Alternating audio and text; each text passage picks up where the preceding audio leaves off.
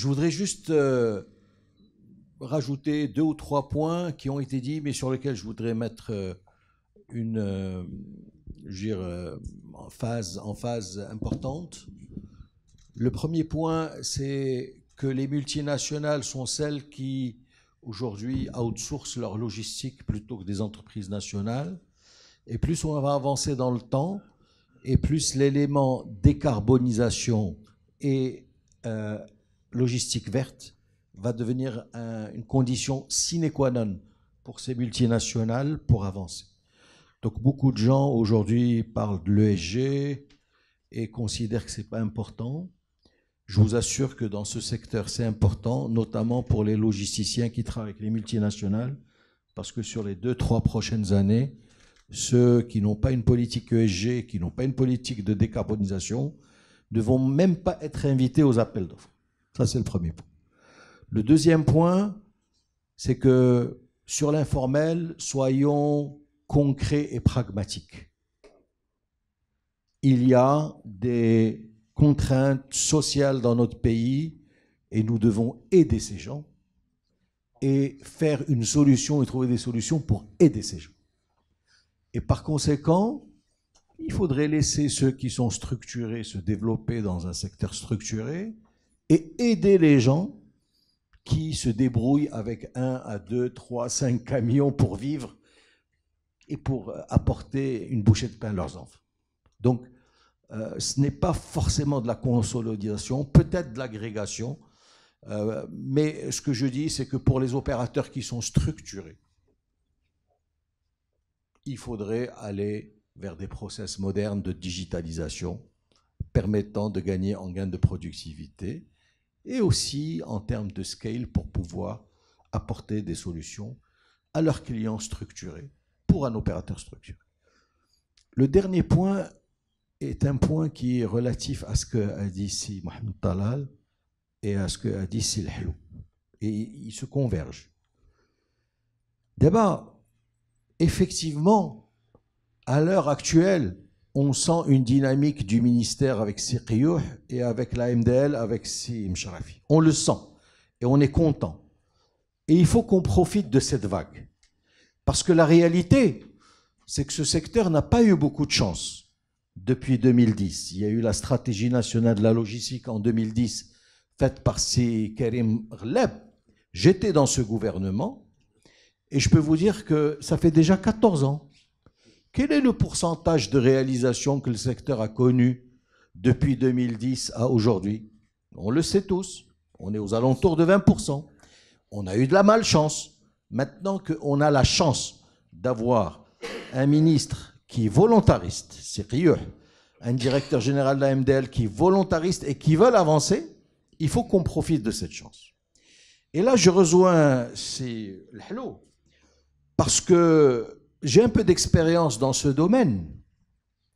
Et je peux vous dire que ceux qui ont les clés de ce secteur sont les techniciens du ministère de l'Urbanisme qui font ce qu'on appelle le SDO de chaque ville, le schéma directeur du développement de la ville. Le SDO, il est fait sur des visions plus ou moins longues, à long terme. Et il y a même un schéma qui s'appelle le SRAS et qui est fait sur une période de 20-25 ans. Donc ne croyez pas qu'on a une administration qui fonctionne par tâtonnement. On a une administration qui aujourd'hui est efficiente et qui opère sur du moyen et du long terme. Les qui sont les techniciens, ils ne savent pas ce que c'est que la logistique. Donc il y a un travail qu'on doit faire nous tous ensemble. Et je suis ravi que Simlah ait dit qu'il y a quelques années, une conférence comme ça aurait rassemblé 3-4 personnes.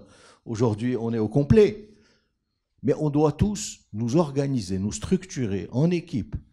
Si Mohamed, si tout le monde, vous, pour qu'on aille voir le ministère de l'Urbanisme, qu'on aille voir le ministère de l'Intérieur et qu'on leur dise l'industrie faut krasna, on est au service de l'industrie. D'ailleurs, je vais vous faire un rappel. Pendant de longues années, il était difficile à un gouverneur ou à un gouverneur de l'agence urbaine de donner une dérogation. Impossible. Ou mais qu'est-ce dérogation? Dernièrement, il y a eu un décret ministériel du ministre de l'Intérieur qui dit le Wali, avec l'urbanisme, avec l'agence urbaine et le CERI, peuvent donner une dérogation sur du foncier à condition que ce soit dans les secteurs du tourisme et de l'industrie. Pour quelle raison on n'a pas la logistique là-dedans, dans ce décret? Pour quelle raison la logistique est le parent pauvre?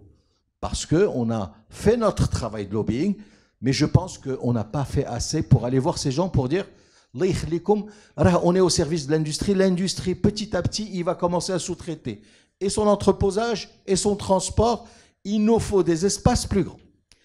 D'abord, le SDO et les SRAS qui ont été faits dans les années 80, 90 et 2000 et qui nous donnent aujourd'hui des lots. La plupart sont des lots industriels. Et il y a très peu de zones logistiques. Il y a la CDG qui a fait un travail depuis 10-15 ans sur de la logistique. Et le problème, il est où? C'est que les terrains sont des terrains de 2000, 3000, 4000 mètres. Quand tu vois en tant qu'opérateur logistique et tu dis « moi j'ai besoin d'un terrain entre 15 et 50 000 mètres carrés », on te regarde comme un spéculateur. Mais la réalité, tu n'es pas un spéculateur, tu es un professionnel de la logistique, parce que pour pouvoir avoir 40 ou 50 000 mètres carrés sur une plateforme, il te faut ce genre de surface. Ce qui fait que les gens se débrouillent ou se sont débrouillés pour pouvoir aller en zone rurale, trouver des solutions, etc. Donc moi, ce que je dis, c'est que je rejoins parfaitement Si Mohamed Talal sur le fait que le prix du foncier doit être vu de manière significative. Aujourd'hui, le prix moyen de l'industrie, il est entre 500 et 800 dirhams sur l'ensemble des villes du Maroc. L'industrie. Qu'il agit-il la logistique? Ou dit-il le même prix à 500, 800? Ou dit-il le COS? Ou dit-il le CUS? Ou c'est le terrain à 2000, 2500 dirhams une fois que tu veux construire. Et là, ça devient impossible. Pourquoi? Parce que quel est le rôle de la logistique aujourd'hui au Maroc? C'est être l'outil qui combat l'inflation. Il y a une inflation sur les produits de grande consommation, sur les produits frais. L'outil qui doit combattre l'inflation, c'est la logistique. Au niveau du coût du transport, au niveau du coût de l'entreposage. Et pour pouvoir baisser les prix, il faut bien sûr une concurrence plus grande. Mais il faut en même temps travailler sur la partie foncier, nous permettant d'être compétitifs. Et là, on ne demande qu'une seule chose, c'est d'avoir du foncier au même prix que la SNTL. Opérateurs privés, opérateurs publics, tous à la même enseigne, les mêmes droits et les mêmes obligations.